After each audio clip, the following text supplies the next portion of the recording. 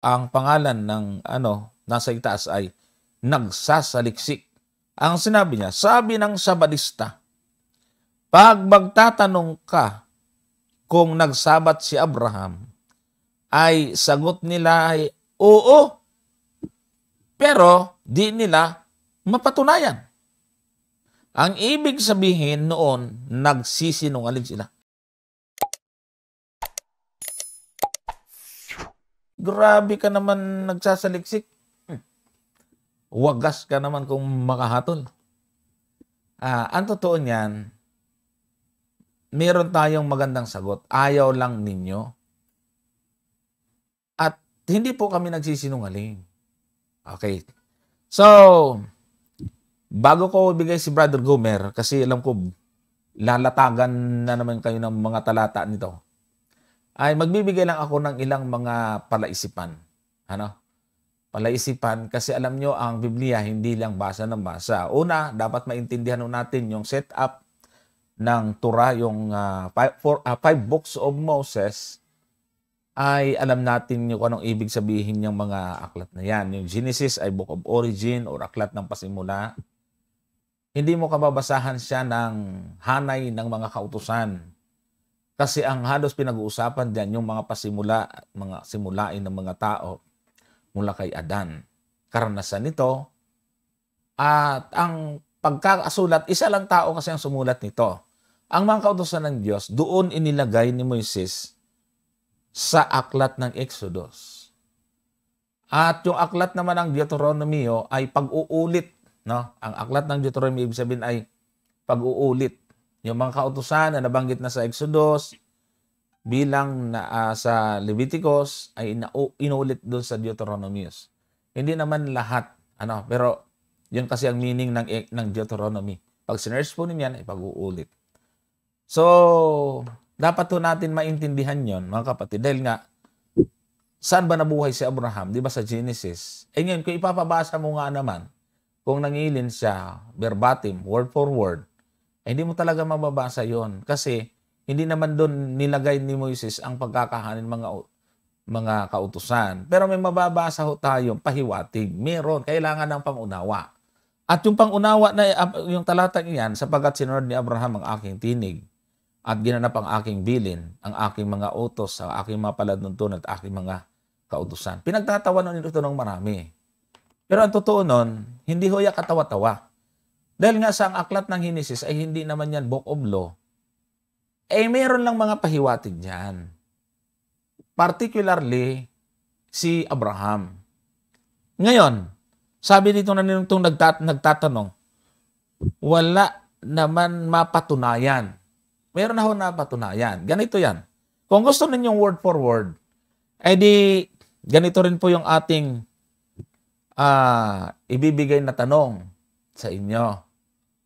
May nabasa ba kayo na sinunod ni Abraham yung utos na huwag kang magkakaroon ng ibang Diyos sa harap ko? Meron ba kayong mababasa na word for word na sinabi sa talata sa Genesis na sinunod ni Abraham ang utos na yan? Pangalawa, meron ba talata na sinasabi sa Genesis na sinunod ni Abraham ang utos na huwag kang gagawa ng larawang inanyuan at huwag mong lalapastanganin, huwag mong gagamitin ang pangalan ng Diyos sa walang kabuluhan? Kung meron kayong mga talatang maibigay, di nagsisinungaling nga kami. Pero kung wala, parang sabat din yan. Ngayon, dahil sa wala kayong mabasa, wala tayong mabasa, na sinunod ni Abraham yung huwag lalapastanganin ang pangalan ng Diyos sa walang kabuluhan. Tanong, ano bang paniniwala nyo? Nilabag ni Abraham yon o sinunod? Base dyan sa Genesis 26 verse 5. Hala nga daw, ikaw na nagsasaliksik, pakisaliksik mo nga. Ano kaya sa tingin nyo ang sagot? Lalo na ito ano nga pangalan nito kanina? Wala raw kautusan sa panahon ni Abraham. So, ibig bang sabihin, yung utos na yan, nilalapastangan yan ni Abraham kahit tapos na po siyang tinawagan? So, tandaan natin mga kapatid, na ang araw ng Sabat na ipinapangili ng Seventh-day Adventist ay bahagi ng ikapitong araw, ng pitong araw o isang linggo na tinatawag. Yan yung Sabat na ipinapangili namin. At naturalmente, yan ang itinatanong nitong ni Nagsasaliksik. O ngayon, tanong, meron ilan araw bang isang linggo sa panahon ni Abraham? 7. Ang tanong, sa panahon ni Abraham, ang araw ng ikapito, banal ba o hindi? Banal. Sabi sa Genesis chapter 2, verses 1 to 3, tingnan nga natin. At nayari ang langit at ang lupa, at ang lahat na natataraw sa mga iyon. At ng ikapitong araw ay nayari ng Diyos ang kanyang gawang ginawa.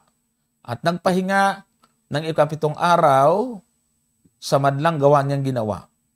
At binasbasan ng Diyos ang ikapitong araw at kanyang ipinangilin, sapagkat siyang ipinagpahinga ng Diyos sa madlang gawang kanyang nilikha at ginawa. Sa panahon ni Abraham, yung ikapitong araw, banal na yan, binasbasan na yan, pinangilin ng Diyos, pinagpala na yan.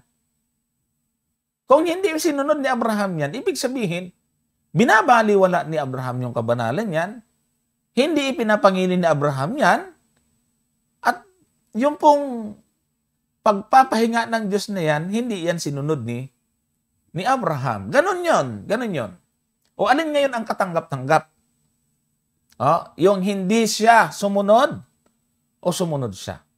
Kasi lumalabas ngayon yan, habang napakatagal na namuhay si Abraham, hanggang sa kanyang mga anak, bago pa naalipin, yung kabanalan ng ikapitong araw ay binabaliwala ng mga lingkod ng Diyos. Ganun ho ba kayo mag-isip, mga kapatid? At mga kaibigan? So, ang tanong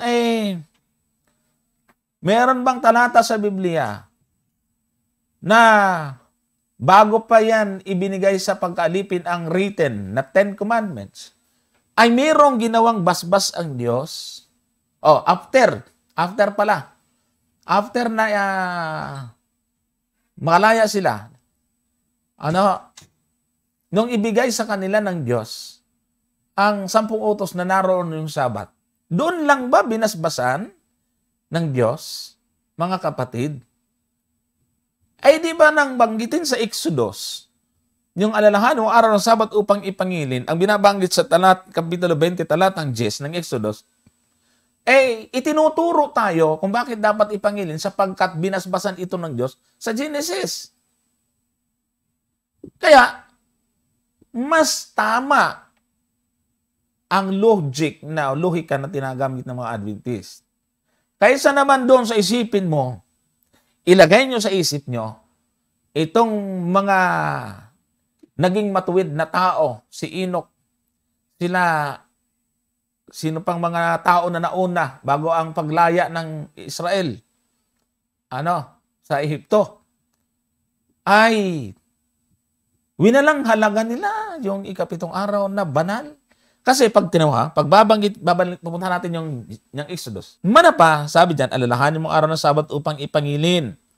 6 na araw na gagawa ka at yung gagawin ang lahat na yung gawain. Ngunit ang ikapitong araw ay Sabat sa Panginoong Diyos.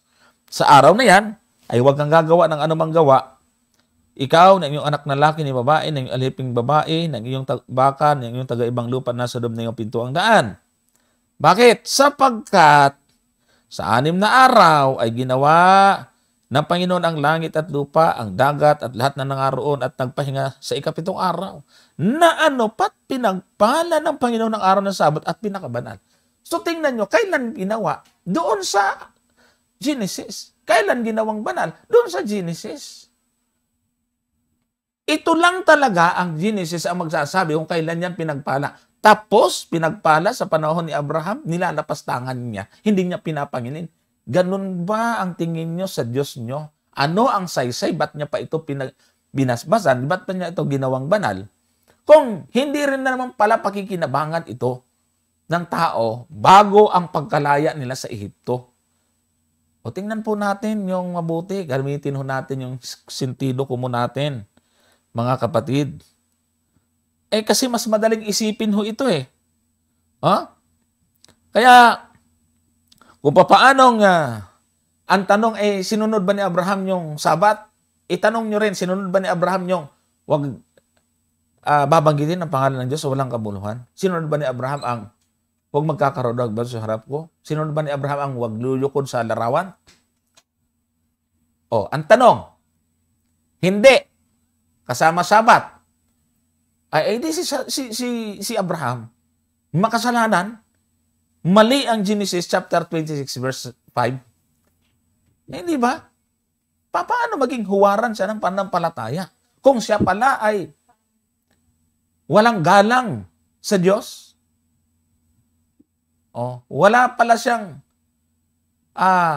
katapatan sa nag-iisang Diyos.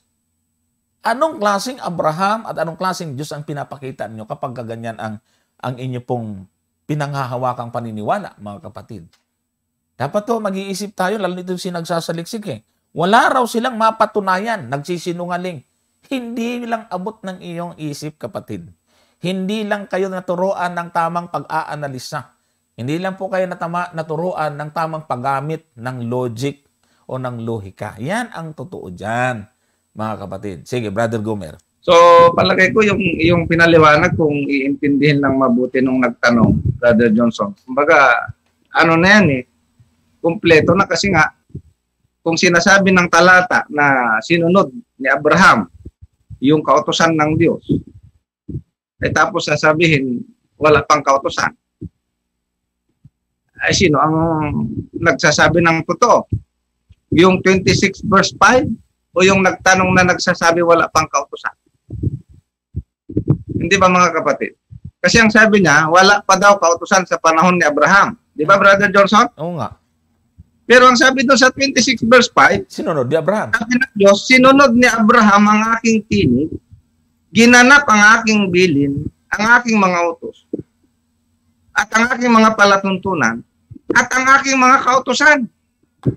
Pero sasabihin naman nung itong nagtatanong, wala pa raw kautusan sa panahon ni Abraham. Hindi niya ituro sa kanya, Brother Gomer.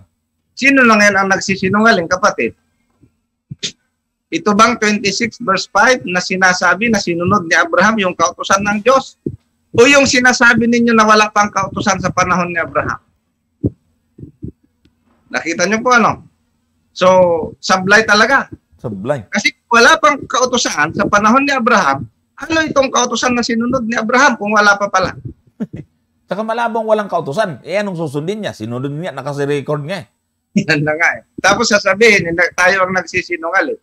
Kapatid, maliwanag na ikaw ang nagsisinungaling sapagkat ito po ay nakatala sa Biblia na sinunod ni Abraham ang kautusan. Ngayon, kung sasabihin mong ipipilit mo iyong argumento na wala pang kautusan at ikaw ang nagsasabi ng tama, ay ikaw na ang tama, Brother Johnson. At saka hindi maaari, sabi ko nga, kung babasahin niyo po ang Genesis, kapatid, itong Genesis lang, basahin mo lang ang Genesis, hindi maaaring sabihin mo na walang kautusan. Bakit? Punta muna tayo sa bagong tipan, Brother Johnson. Magbabasa muna tayo dito ng talata sa bagong tipan. Ang sabi ni Apostol Pablo, isa-isahin natin yung mga argumento ni Apostol Pablo, Brother Johnson. Ang sabi niya sa Roma 4, ang talata ay 15, ay ganito yung ating mababasa. Sabi niya, sapagkat ang kautusan ay gumagawa ng galit, datapwat kung saan walang kautusan, ay wala ring pagsalangsang. Pansinin po ninyo at tandaan po ninyo itong talatang ito. Kung walang kautusan, ay wala ring pagsalangsang. Ang tanong, sa Genesis po ba ay may kautusan na? Ang sabi niyo po ay wala.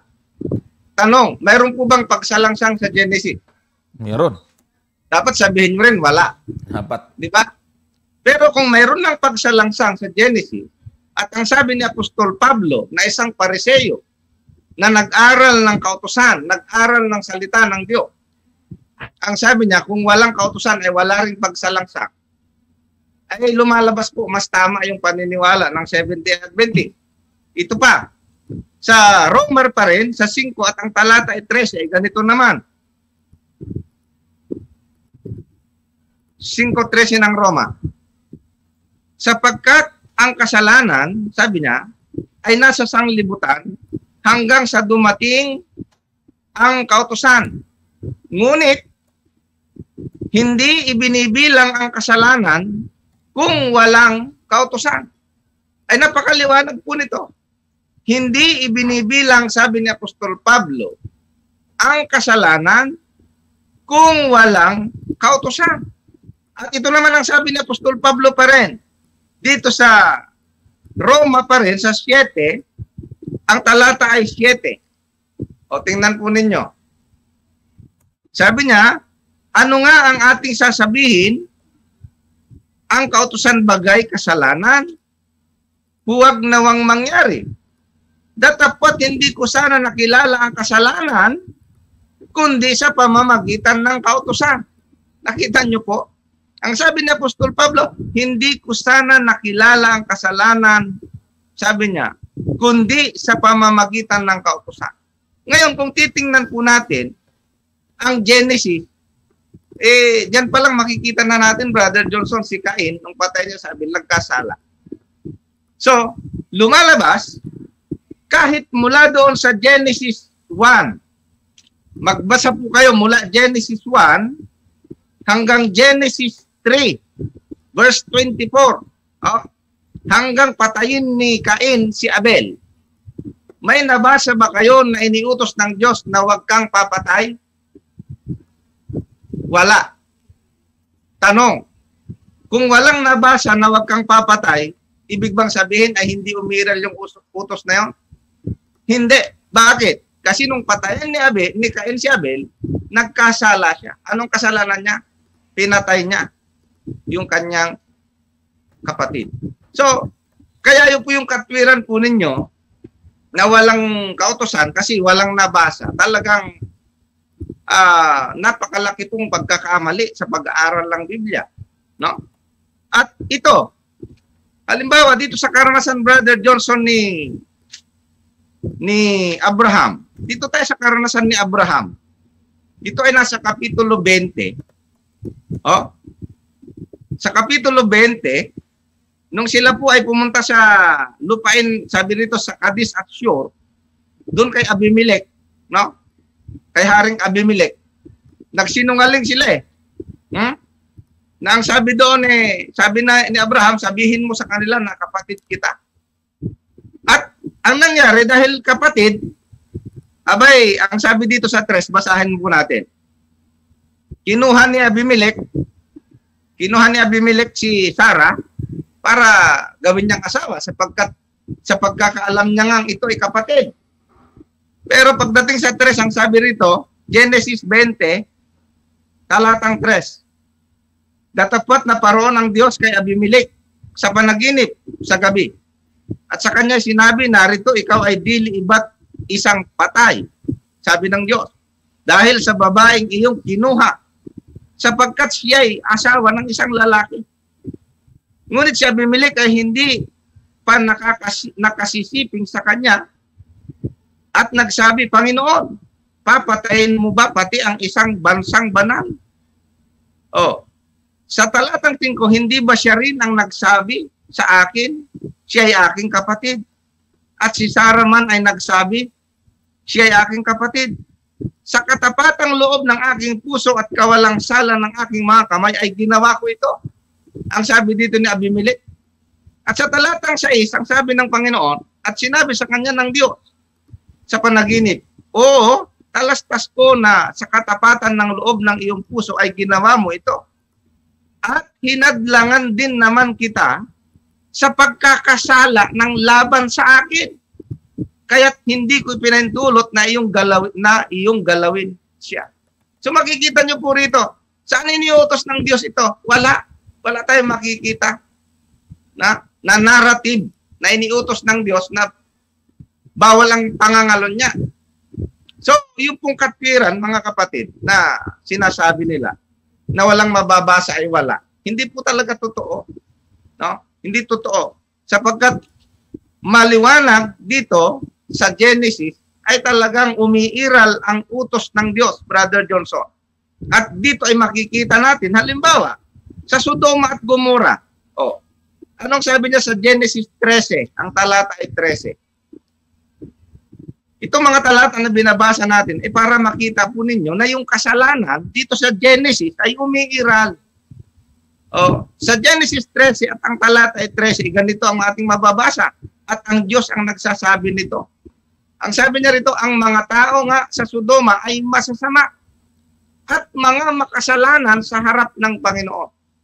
Papaanong hinatulan ng Diyos itong mga taga-Sodoma at Gomora na makasalanan sa kanyang harapan kung wala naman siyang kautusan na ipinasusunod? So pag-isipan nyo pong mabuti yung inyo pong idea na talagang maling-mali. No? At particular, Brother Johnson, dun sa Sabat. Diyan po tayo sa Sabat kasi yan ang concern po nila eh. Oh, bagamat ito hindi sa Genesis mababasa, tingnan po natin ang Exodo sa 16, Brother Johnson. Itong Exodo 16 ay bago pa ipahayag ng Diyos sa bundok ng Sinai yung 10 utos mismo, Brother Johnson. Oh, tingnan po natin. Ang sabi niya rito sa 16, ang talata ay 4 ng Exodo. Pansinin po ninyo ha. Kung sabi nga bibigyan mo lang ng kaunting, ano ito, Brother Johnson, kaunting katalinuhan. No? Dito sa Exodo 16, sa talatang 4, ganito po yung ating mababasa.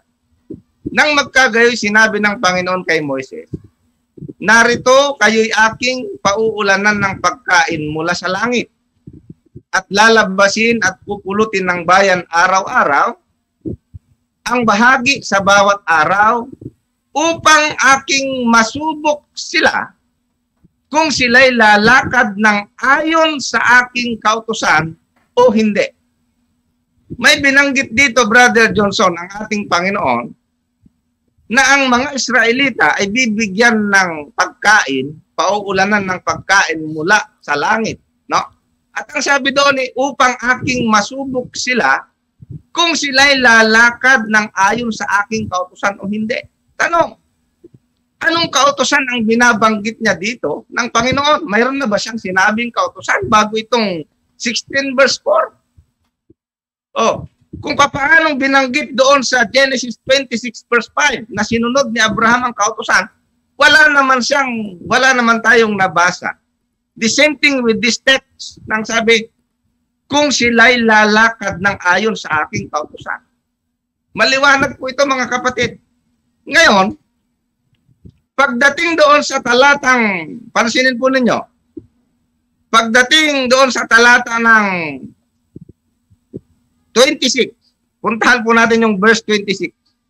Sabi niya, 6 na araw na inyong pupulutin, tatapat sa 7 araw ay Sabat. Hindi magkakaroon. Oh, sa 27, at nangyari, sa 7 araw na lumabas ang iba. Oh, pansinin po ninyo ha. Sa verse 27, sabi niya, nangyari sa 7 araw, na lumabas ang iba sa bayan upang mamulot at walang nasumpungan. O pansinin niyo po yung sinabi ng Panginoon sa verse 28. Sa verse 28 ay ganito yung ating mababasa. At sinabi ng Panginoon kay Moises, hanggang kailan tatanggihan ninyo ganapin ang aking mga utos at ang aking mga kautusan? Tanong, mayroon na bang narrative na binanggit ang Diyos, Brother Johnson, bago itong talatang 28 na utos at kautusan tungkol sa Sabat? Oh. Pero sinasabi ng Panginoon, doon pa lang sa 16:4, abay susubukin niya sa pamamagitan ng mana kung sila'y susunod sa kanyang kautusan. At anong utos mga kapatid? Yung connected dito sa sinasabi ng ating Panginoon kung sila'y susunod sa kanyang kautusan. Walang iba kundi yung araw ng Sabat. Ayan po yung maliwanag po dyan. Okay. Kaya Yung araw ng Sabat ay talagang utos po ng Diyos yan bago pa dumating doon sa bundok ng Sinai. At ang tawag ng Diyos dyan ay kanyang kautusan. Oh.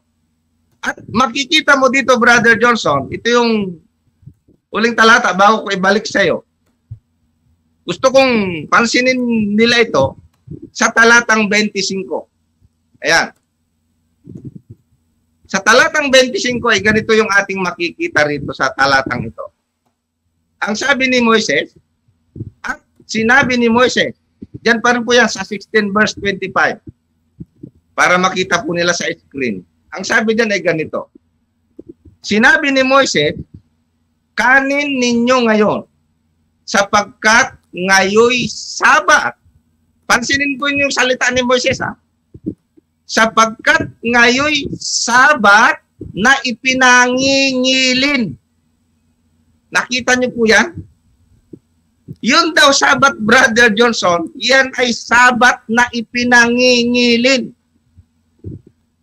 Hindi po sinabi diyan sa talata na yan ay Sabat na ipapangilin. Oh? Ang sabi diyan ay ipinangingilin. So ang ibig sabihin, Brother Johnson, mula ng gawing banal ng Diyos, yung araw ng Sabat sa Exodo, sa Genesis 2, 1 hanggang 3. At ito ay kanyang binanal at ibinukod.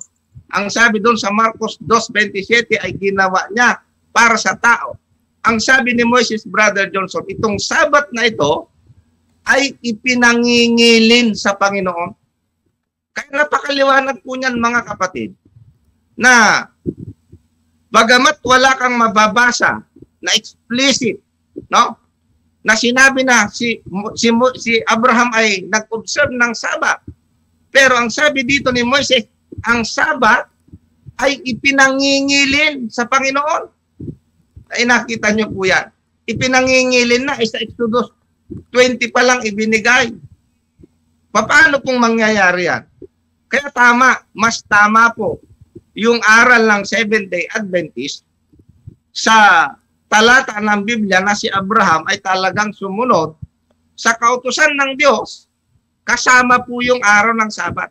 Sapagkat yung araw ng Sabat na yan, sang-ayon kay Moises, yan po ay ipinangingilin sa Panginoon.